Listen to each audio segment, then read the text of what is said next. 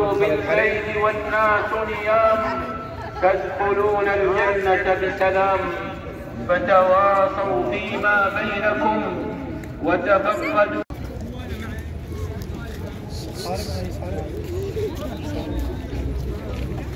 क्या मिला है? बिस्मिल्लाहिर्रहमानिर्रहीम। अस्सलाम वालेकुम दोस्तों, मैं हूं आपका होस्ट मोहम्मद असलम और आप सब दोस्तों का सऊदी टूर एंड फूड में खुश आमदीद।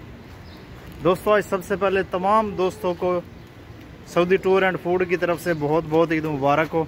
अल्लाह ताला आपको ईद की खुशियां नसीब करे। तो चलिए दोस्तों, शुरू करते हैं आज की वीडियो।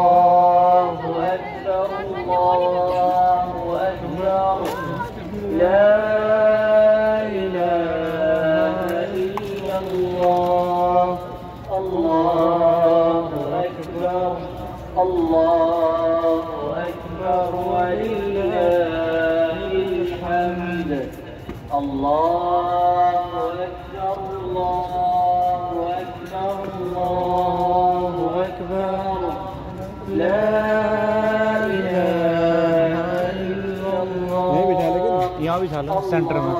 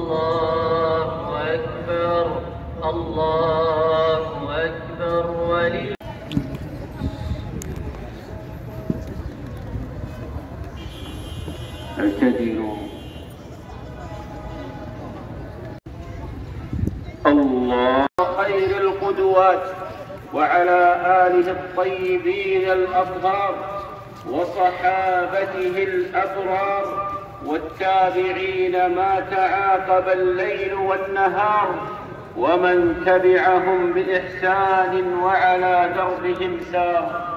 أيها الناس، اتقوا ربكم، فتقوى الله هي المنجية في الدنيا من الوقوع في حدوده، والمنجية في الآخرة من التعرض لعقوبته.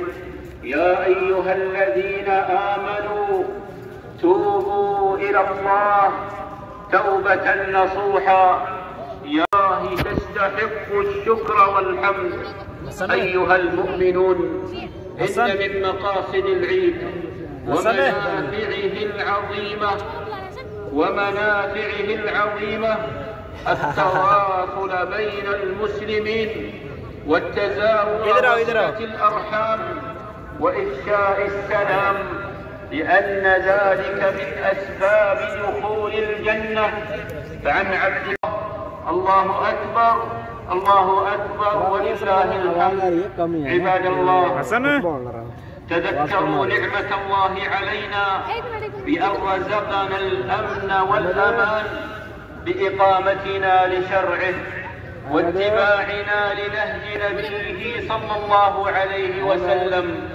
فالحذر الحذر من دعاة الفتنة والشر الذين يسعون لإبدال نعمة الله علينا من الأمن والاستقرار إلى التفرق والتشتت والضياع، للبعد عن السنة ومقارفة البدعة تحت تأثيرات خارجية أو داخلية.